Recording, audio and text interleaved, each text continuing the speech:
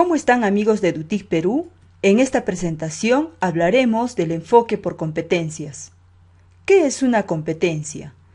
Cuando hablamos de competencias, hablamos de un tipo de aprendizaje que integra y combina aprendizajes de diversa naturaleza. Es decir, una competencia supone un actuar, pero un actuar complejo, porque buscamos actuar sobre la realidad, modificarla, alcanzar un propósito o resolver un problema. Para eso tenemos que movilizar saberes de diferente tipo, tenemos que movilizar conocimientos. No es que un enfoque por competencias nos aleja de los conocimientos. Nada más errado. Nadie puede ser competente si no tiene algunos conocimientos, pero ser competente no solo implica tener saberes de esta naturaleza, implica que desarrollemos habilidades cognitivas, habilidades socioemocionales, que desarrollemos determinadas disposiciones afectivas, actitudes, técnicas, procedimientos. Es decir, en realidad ser competentes implica manejar saberes de muy diversos tipos.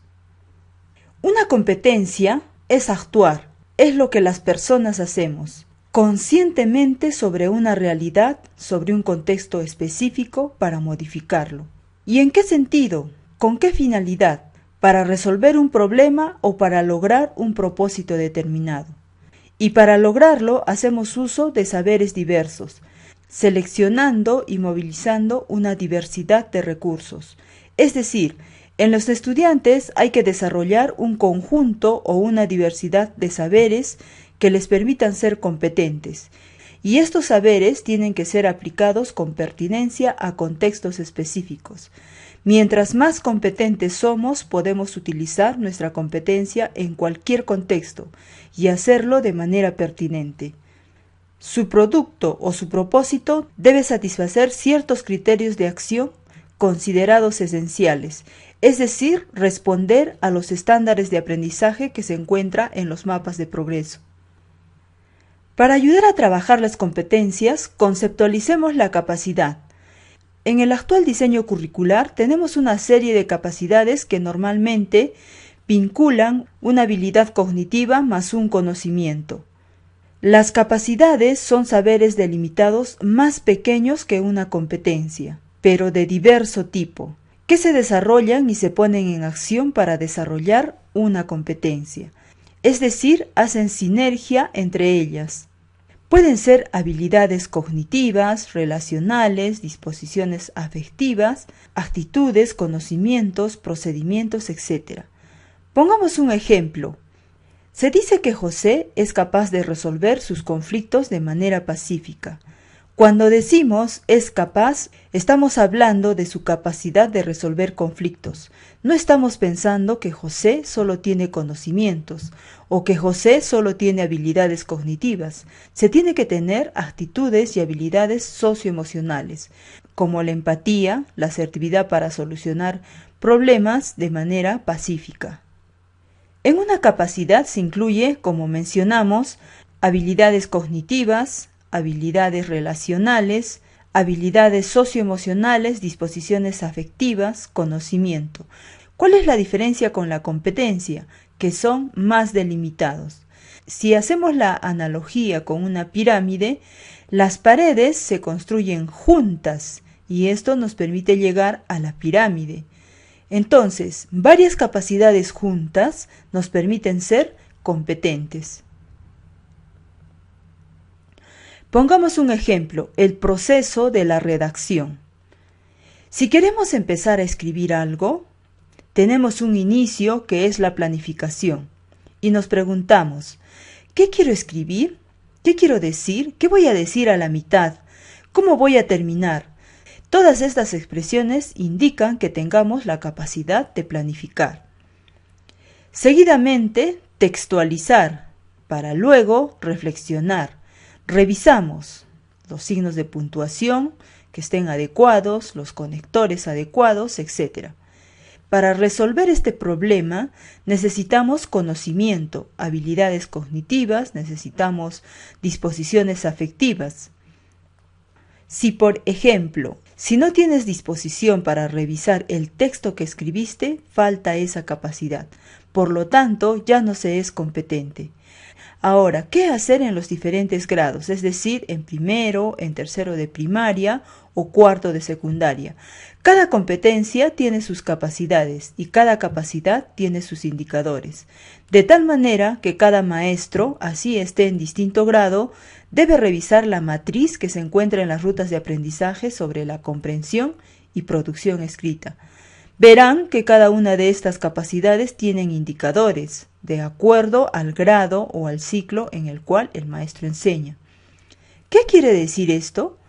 Que los indicadores son evidencias del avance que estamos teniendo en las distintas capacidades que nos llevan de una manera conjunta a ser competentes, como en este caso, por ejemplo, en el proceso de la redacción o producción de textos. Entonces, ¿qué son los indicadores? Son evidencias, son desempeños que esperaríamos ver para que nos indique que este estudiante está avanzando en la planificación, está avanzando en la capacidad de textualizar, está avanzando en la capacidad de reflexionar o de revisar sus escritos. Acompañando a estas matrices tenemos los mapas de progreso. Veamos otro ejemplo. El aprendizaje se comunica. La competencia comprende críticamente textos escritos de diverso tipo y complejidad, según variados propósitos de lectura. Es una sola competencia, recuerden. Pero para saber si estamos haciendo bien nuestro trabajo y estamos acompañando bien a nuestros estudiantes, necesitamos ver una especie de hitos. Es decir, necesitamos saber hacia dónde debemos llegar en el tercer ciclo, en el cuarto ciclo, al final del quinto ciclo. Para eso tenemos los mapas de progreso. ¿Y qué son los mapas de progreso? Son los estándares, es decir, describen a dónde debe llegar con esa competencia en cada uno de los ciclos. Es decir, los mapas de progreso son descripciones que se espera que muestre cada estudiante al finalizar cada ciclo de la escolaridad. Entonces, ¿los mapas de progreso y estándares es lo mismo? Lo que existe son los estándares. Los mapas de progreso son una manera de establecer estándares. En los mapas encontramos los niveles, son 7. Tenemos el nivel 1, inicia desde el nivel previo. El nivel 2 señala a dónde tienen que llegar al finalizar los estudiantes del tercer ciclo, es decir, niños y niñas del segundo grado de primaria. Luego tenemos los siguientes niveles, hasta finalizar en el 7º, que es el nivel destacado. Los estudios dicen que comúnmente los niños y adolescentes pasarían por estos ciclos, pero no dice que todos deben pasar al mismo tiempo. Todos aprenden en diferentes tiempos y ritmos. La idea es que los estudiantes transiten o pasen por todos los hitos, haciendo uso de las estrategias que, por ejemplo, nos muestran las rutas de aprendizaje. Los mapas y rutas juegan en conjunto. En un mapa se sigue una ruta.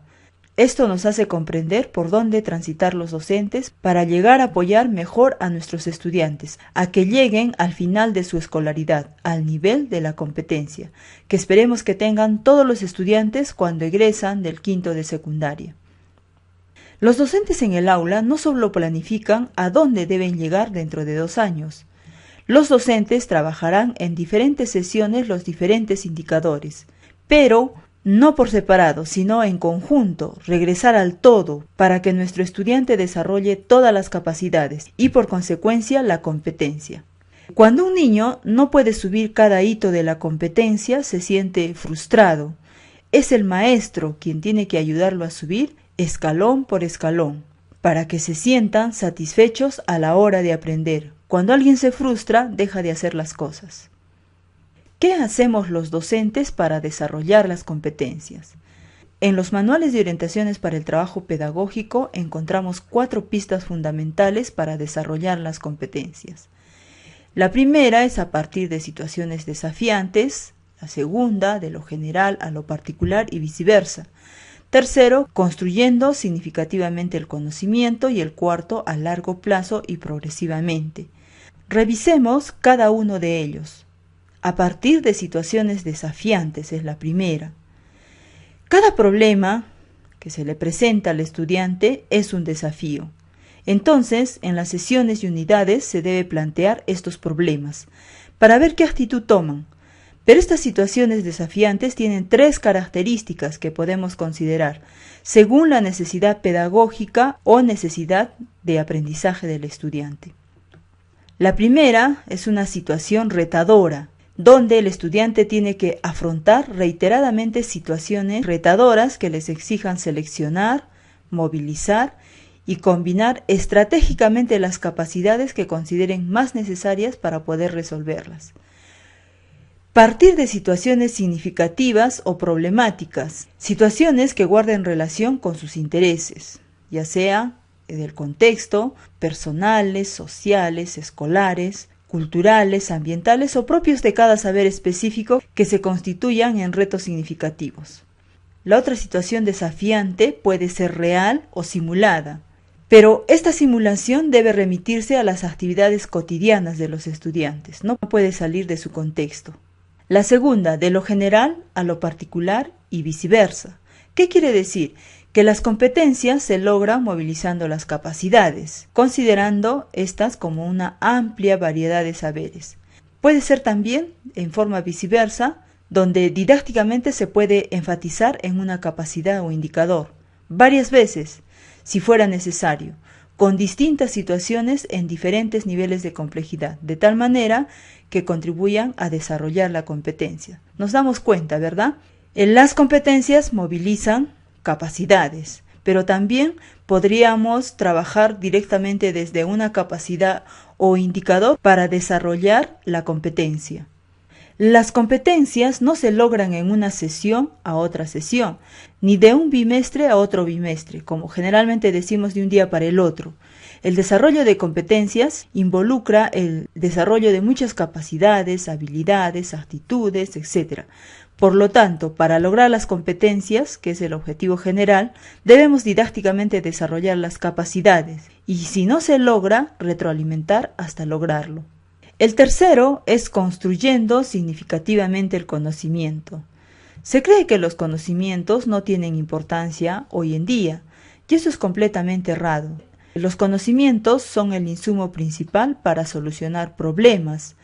Por lo tanto, si queremos lograr competencias en nuestros estudiantes, deben tener un buen manejo de la información, es decir, conceptos, definiciones, leyes, principios que manejen y que apliquen. Por consecuencia, este manejo hace que los estudiantes tengan un dominio aceptable de los mismos.